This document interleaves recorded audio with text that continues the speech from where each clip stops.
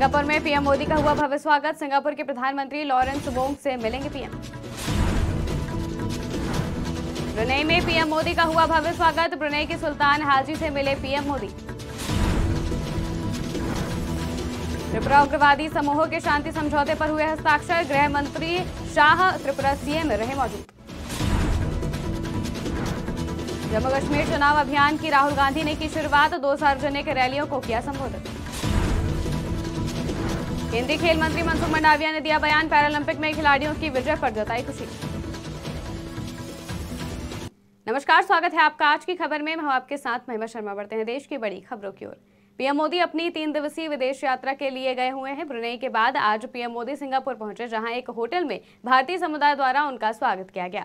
अपनी यात्रा के दौरान प्रधानमंत्री सिंगापुर के प्रधानमंत्री लॉरेंस वोंग, राष्ट्रपति थरमन शरमुंग से मुलाकात करेंगे और सिंगापुर के शीर्ष नेताओं से भी मुलाकात करेंगे। साथ ही सिंगापुर के व्यवसायियों से भी मिलेंगे। पीएम मोदी इस वक्त अपनी विदेश यात्रा पर 3 दिन के लिए ब्रुनेई और सिंगापुर के दौरे पर गए हुए हैं। तो वहीं पीएम मोदी ने ब्रुनेई के सुल्तान हाजी हसनल बोल्किया और उनके परिवार से करीबी सदस्यों से मुलाकात की। वहीं ब्रुनेई में पीएम मोदी ने कहा कि भारत और ब्रुनेई के बीच गहरे ऐतिहासिक और सांस्कृतिक संबंध हैं। इस वर्ष हम अपने राजनीतिक संबंधों की 40वीं वर्षगांठ मना रहे हैं। इस अवसर पर हमने अपने संबंधों को एनहांस पार्टनरशिप का दर्जा देने का निर्णय लिया है। भारत और ब्रुनेई के बीच गहरे ऐतिहासिक और सांस्कृतिक संबंध है। इस साल हम अपने राजनीतिक संबंधों की 40वीं सालगिरह मना रहे हैं। इस अवसर पर हमने निर्णय लिया है कि अपने संबंधों को एनहांस पार्टनरशिप का दर्जा देंगे। हमारी साझेदारी को स्ट्रैटेजिक दिशा देने के लिए हमने सभी पहलुओं पर व्यापक चर्चा की। हम आर्थिक, वैज्ञानिक और रणनीतिक क्षेत्रों में अपने सहयोग को मजबूत करने के लिए प्रतिबद्ध है। हमने कृषि, उद्योग, फार्मा और स्वास्थ्य के साथ साथ फिनटेक और साइबर सिक्योरिटी में आपसी सहयोग पर बल देने का निर्णय लिया। आज त्रिपुरा सीएम माणिक साहा, केंद्रीय गृह मंत्री अमित शाह और की मौजूदगी में भारत सरकार, त्रिपुरा सरकार, एनएलएफटी और एटीटीएफ के बीच समझौते पर हस्ताक्षर करने के लिए नॉर्थ ब्लॉक पहुंचे। समझौता ज्ञापन पर हस्ताक्षर के बाद गृह मंत्री अमित शाह ने कहा कि आज हम सभी के लिए खुशी की बात है कि 35 वर्षों से चल रहे संघर्ष के बाद आप हथियार छोड़कर मुख्यधारा में शामिल हो गए हैं और संपूर्ण त्रिपुरा के विकास के प्रति अपनी प्रतिबद्धता व्यक्त की है। पीएम मोदी जब से देश के प्रधानमंत्री बने हैं, तब से उन्होंने शांति और संवाद के जरिए सक्षम और विकसित पूर्वोत्तर का विजन देश के सामने रखा है। आज हम सब के लिए बहुत आनंद का विषय है कि 35 साल से जो द्वंद्व चल रहा था, जो संघर्ष चल रहा था, वो आज आप सभी ने शस्त्र छोड़कर मुख्य धारा में वापिस आना और समग्र त्रिपुरा के विकास के लिए आपकी प्रतिबद्धता व्यक्त की है।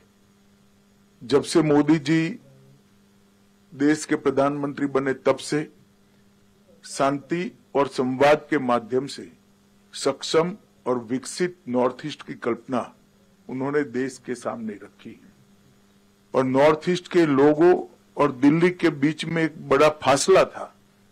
ये फासला उन्होंने एक प्रकार से रोड, रेल और विमानों से जोड़कर तो दूर किया ही किया, परंतु साथ में दिलों का फासला भी दूर करने का काम।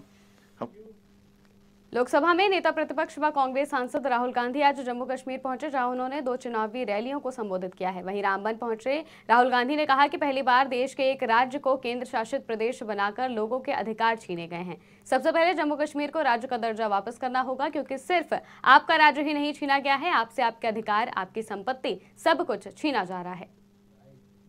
हिंदुस्तान के इतिहास में पहली बार स्टेटहुड छीना गया है। यूनियन टेरिटरी को पहले यूनियन टेरिटरी को स्टेट बनाया गया था। स्टेट को बांटकर 2 स्टेट बनाए गए। तेलंगाना बना, छत्तीसगढ़ बना, उत्तराखंड बना, अरुणाचल को स्टेट बनाया गया, मगर पहली बार हिंदुस्तान के किसी स्टेट को रद्द करके लोगों का जो हक है वो छीना गया। पहली बार हुआ है।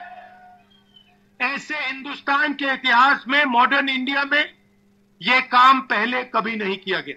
आज की खबर की टीम संगलदान में है और हम आपको बताते चलें कि राहुल गांधी ने थोड़ी देर पहले यहां पर चुनावी जनसभा को संबोधित किया। बड़े चुनावी वायदे यहां पर राहुल गांधी ने किए। उन्होंने कहा कि जम्मू कश्मीर में स्टेटहुड को वापस दिलवाना कांग्रेस की जिम्मेवारी है। राहुल गांधी ने यहां तक कहा कि जैसे ही नेशनल कॉन्फ्रेंस और उनकी सरकार बनेगी, निश्चित तौर पर जो बेरोजगार हैं उन्हें एम्प्लॉयमेंट दी जाएगी। हमारे साथ स्थानीय युवक हैं। आपने राहुल जी की स्पीच को सुना, ये बताइए कैसा लगा और क्या कहना चाहेंगे? नाम बहुत अच्छा लगा। मेरा नाम वासिफ इकबाल है। मेरे को बहुत अच्छा लगा स्पीच जो बेरोजगारी पर बोला उन्होंने।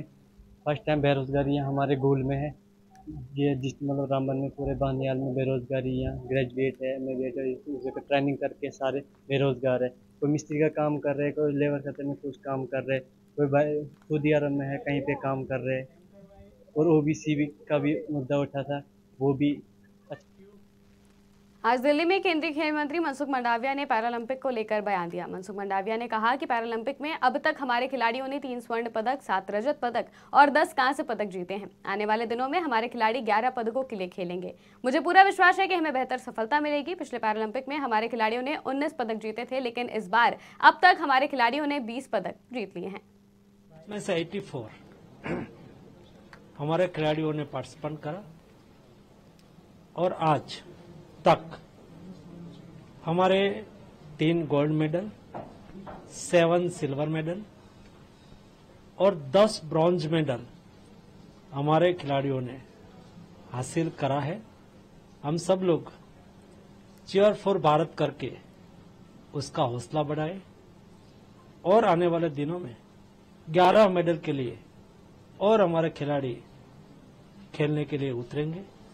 मुझे पूरा विश्वास है कि हमारे खिलाड़ी जिस तरह से परफॉर्मेंस पैरालंपिक में कर रहा है, उसको देखते हुए आगे भी हमें और अच्छी सफलता मिलेगी।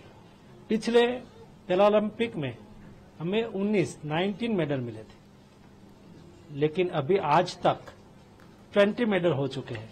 यानी कि हमारा परफॉर्मेंस टोक्यो पैरालंपिक से भी बहुत अच्छा रहा है और भी आने वाले दिनों में हम हमारे खिलाड़ियों को।